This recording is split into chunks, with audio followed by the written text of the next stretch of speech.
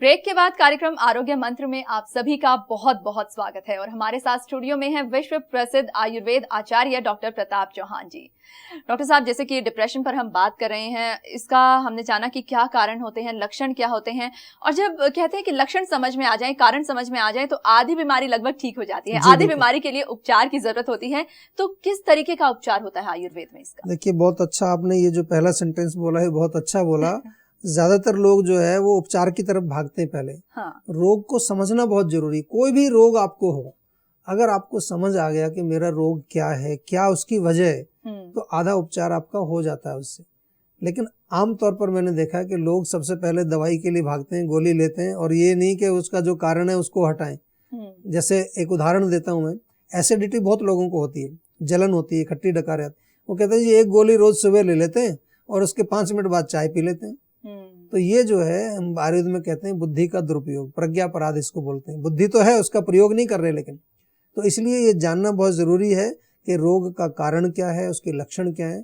उपचार तो बहुत आसान होते हैं, जब एक बार रोग को आप समझ जाएं, उपचार बहुत आसान है। जैसे कि हमने बात की आपसे कि मन जो है वो दुखी रहता है, तो मन को प्रसन्न रखने के लिए क्या करें आप? हंसना बहुत जरूरी है। हास्य योगा भी आजकल चल रहा है, तो हंसने से डिप्रेशन दूर होता है। आप जो कुछ टीवी में ऐसे प्रोग्राम देखें जो हंसी से जुड़े हुए हों। इसके अलावा सिर में तेल की मालिश करने से आपको बहुत लाभ मिलता है। अगर आप रोज जो है सिर में चंपी जिसको बोलते हैं अच्छी तरह से मालिश करें, उससे आपको काफ़ी फायदा मिलेगा। रात को सोने से पहले तलवों में देसी घी की आप मालिश करें, उससे भी आपको काफ़ी फायदा मिलेगा। छोटी छोटी सी चीज़ें आप कर सकते हैं जो आपके मस्तिष्क को शांत रखें, जो आपके मस्तिष्क को थोड़ा सा एक तरह से नरिश करें। जी, और भी बहुत से आयुर्वेदिक नुस्खे हैं, उस पर भी चर्चा करेंगे। फिलहाल एक दर्शक हैं हमारे साथ, आपका बहुत बहुत स्वागत है कार्यक्रम में। नमस्कार, पूछिए अपना सवाल। हेलो डॉक्टर, नमस्ते। नमस्कार जी, सवाल पूछिए आप अपना। मेरा नाम कैलाश मिश्रा है जी, और मैं बहराइच से बोल रहा हूँ। जी जी, मेरी प्रॉब्लम है कि 4-5 महीने पहले हमारे पैर की उंगलियों में कुछ खुजली सी महसूस हुई थी, और फिर जो है उसके बाद उसमें उसकी चमड़ी निकल गई और बार बार खुजली होती रही है। मैं परेशान होता रहा, और यही इसी तरह की खुजली जो है हमारे बैठक के रास्ते पर भी हो गई। अच्छा। और मैं साइकिलिंग करता था तो हमको महसूस होता था। फिर उसके बाद उसमें 1-2 फोड़े जैसे भी निकले, फिर वो सूख भी गए, बैठ भी गए, उसमें मवाद कुछ नहीं निकला। मैं तो समझा था फोड़ा है, लेकिन ऐसे करके 4-5 निकलते रहे। हमको बहुत परेशानी होती, दर्द होता रहा, फिर उसके बाद खत्म हो जाता था अपने आप। और हमारे इस जान पहचान के मित्र ही हैं, उन्होंने दवा बताई थी, मैंने खाया भी था, लेकिन कुछ हल्का सा कम तो हुआ है, लेकिन वो दाने अभी भी निकल रहे हैं। कहीं निकलते हैं, फिर बड़े से हो जाते हैं, फिर सूख जाते हैं। देखिए, लेकिन खुजली और दाने अभी भी हैं। जी देखिए, कम तो हुआ है दवा खाने से, लेकिन अभी भी हैं। और 4-5 महीने हो गए, बहुत परेशानी सी लग रही है। देखिए, आपको दाने अभी भी निकल रहे हैं, कुछ आपने दवाई की है और उससे कुछ थोड़ा सा आराम मिला है, पहलों में निकली, फिर जो पूरे दूसरे शरीर के हिस्सों में भी आपको खुजली और दाने निकल रहे हैं, तो रक्त दुष्टि इसको आयुर्वेद में कहा जाता है। रक्त दूषित हुआ है, रक्त की शुद्धि करनी पड़ेगी, रोग तभी आपका जड़ से ठीक होगा। और रक्त शुद्धि मुख्य रूप से जो जुड़ी है, उसमें कुछ कड़वी चीज़ें हमें खानी पड़ती हैं। नीम बहुत अच्छा है, करेले का सेवन आप कर सकते हैं। एलोवेरा आजकल बड़ा पॉपुलर हो गया है, घृत कुमारी जिसको कहते हैं, उसको आप सेवन कर सकते हैं। रोज़ सुबह कम से कम 2 या 3 बड़े चम्मच एलोवेरा के आप सेवन करें। नारियल का तेल, जहाँ जहाँ पर आपको तकलीफ होती है वहाँ नारियल का तेल आप लगाएंगे, उससे आपको काफ़ी रिलीफ मिलेगा।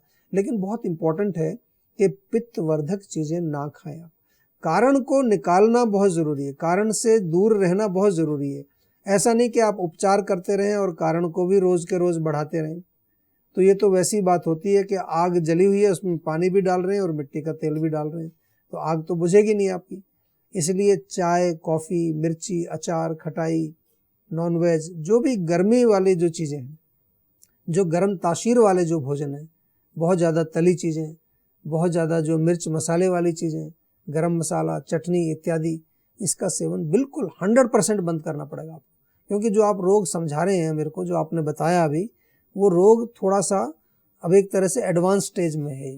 त्वचा का रोग है, लेकिन आरंभिक अवस्था पार कर चुका है, और अगर इसको सही प्रकार से हमने उपचार नहीं किया तो ये आगे चल के आपको बहुत दुखी करेगा, और ये कोई गंभीर रोग भी आपका बन सकता है। तो इसलिए हमें अभी यहीं पर इसको ठीक करना होगा, यहीं पर इसको दबाना होगा। और उसके लिए आपका डाइट बहुत ज़रूरी है, उपचार बहुत ज़रूरी है, और साथ में आयुर्वेदिक दवाई। उपचार मैंने घरेलू आपको बताया, डाइट भी मैंने आपको समझाई। आयुर्वेदिक दवाई लेने के लिए आपको जो है आयुर्वेदिक चिकित्सक से संपर्क करना पड़ेगा।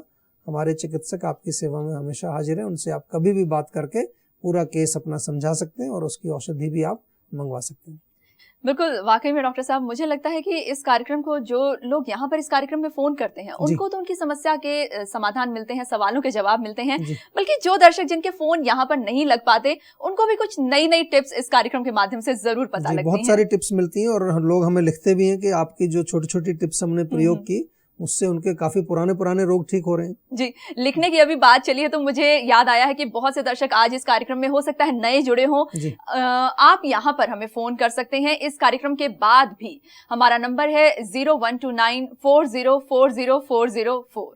ये एक ऐसा नंबर है जिस पर आप कॉल कीजिए, अपना जो आपकी कॉल है उसे आप रजिस्टर कराइए और संस्था की टीम, जीवा की पूरी टीम आपकी मदद के लिए हमेशा तत्पर है। वो खुद आपको कॉल करेगी और आपकी समस्या को ना केवल सुनेगी, समझेगी, बल्कि उसके सही समाधान भी देगी। अगर आप हमें ईमेल करना चाहते हैं तो आप ईमेल भी कर सकते हैं। ईमेल आईडी है info@jiva.com और आप वेबसाइट पर भी लॉग इन कर सकते हैं।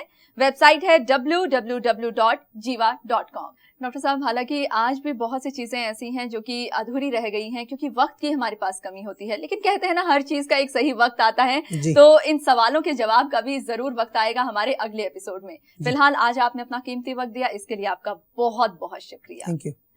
तो दोस्तों, हमारी आज की पेशकश में बस इतना ही। आपसे फिर करेंगे मुलाकात हमारे अगले एपिसोड में। तब तक के लिए आप स्वस्थ रहिए, मुस्कुराते रहिए। दीजिए इजाजत, नमस्कार।